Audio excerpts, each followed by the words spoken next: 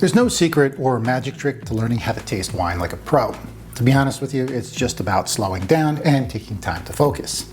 So tasting wine is an active process, and in a world where we're constantly distracted, learning to savor really can make the quality of your life better.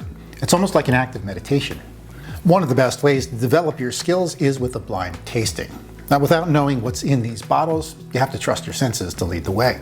Today, with the help of this fun kit from Sommify, I'm going to show you what I look for as a wine professional to help me better understand what's in my glass and, as a result, to better appreciate it.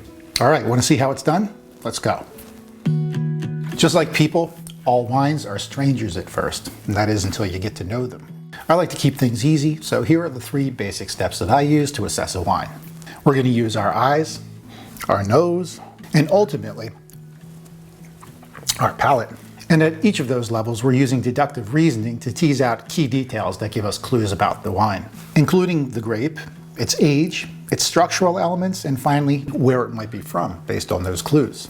And if you're feeling like you could use even more help along the way, Sommify comes with this key that will help you identify each of the different aspects of the wine. Obviously, we have a red wine here, and the first thing that strikes me is its color. It's transparent, which means that it's coming from a lighter colored grape, something like Pinot Noir, Grenache, or one of many Italian grapes. Now, red wines usually change from vibrant shades of purple to more muted tones of brown as they age. And this one is a pretty vibrant ruby color, so I know that it's fairly young. So it's very floral, which is a trait of French Beaujolais. But there's also some spice in there too, which tells me it's an oaked wine. It's light and acidic, which is more European in style. There's lots of sour cherry flavor in here. So I know that Pinot Noir typically tastes more like strawberries and raspberries, and Grenache is almost like cherry candy. So I think we can rule those 2 out. The flavor that really sticks out to me here is the sour cherries. I'm a little torn here because that could be a Beaujolais cru. But on the other hand, Italian Sangiovese is also known for that sour cherry flavor. In my mind, the tiebreaker is the color. Beaujolais is almost always purple, and this is pretty red. So based on that color alone, I'm going to say it's a young Italian Sangiovese, maybe even a Chianti. So let's move a little bit faster now. Now here we have a very deep purple wine. It's so intense you can barely see through the glass. It smells and tastes like red currant and bell pepper. It's also heavily oaked, which is a more New World approach. It's very high in alcohol, it's full-bodied, which means that it probably comes from a warmer region of the world. Now, the red currant and bell pepper are signatures of both Merlot and Cabernet Sauvignon, but there's also a touch of menthol in there, which tells me that it's leaning more towards being Cabernet Sauvignon. I would guess that this is a young Cabernet Sauvignon, probably from California, but that menthol is kind of giving me hints that it could be Australia. So this is a pretty intense, deep purple, and based on that appearance, I'm going to say it's a young wine. We've got some pretty interesting aromas and flavors in this wine, things like Earl Grey tea and hibiscus flower, and then there's this interesting pipe tobacco finish on it. So this one has me a little confused. There's no one key flavor that I can tease out here. It's kind of a combination between Old World and New World style. It looks young in the glass, but it's got those mature flavors like that pipe tobacco thing going on.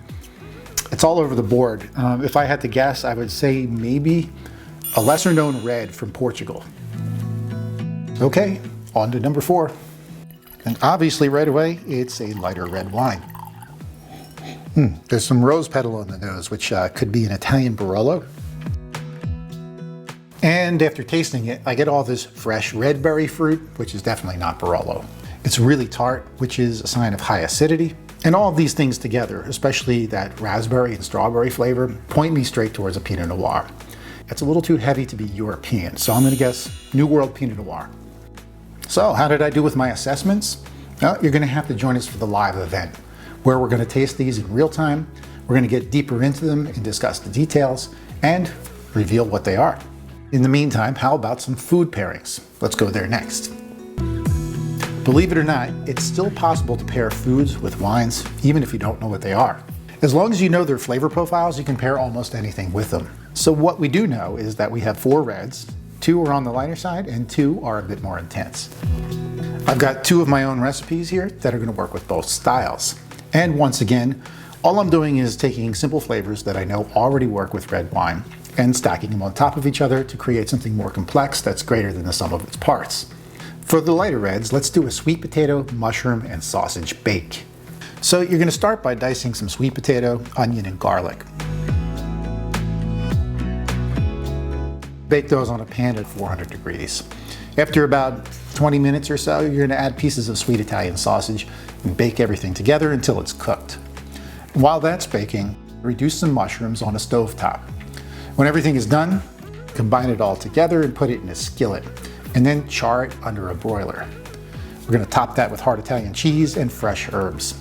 In this case, I'm going with sage. And for the heavier reds, we're going to need something with a bit more oomph. Let's make a beef and blue cheese slider with beet and radish slaw. Start with what would be your favorite meatball recipe with the addition of blue cheese. I'm going with what they call a meatloaf mix, which is a combo of beef, veal, and pork. Form this meat into small 2-ounce patties, and we're going to bake them in the oven at about 350 degrees for 20 minutes. For our slaw, grate some beets, radish, orange zest, and toss all of that in oil and balsamic vinegar. Serve the patty on a sweet bun and top with the relish. Both of these dishes are so simple to make, and once again, all of these flavors can be combined, mixed, and matched to make your own creation. So have fun with it. This is so delicious. Cheers.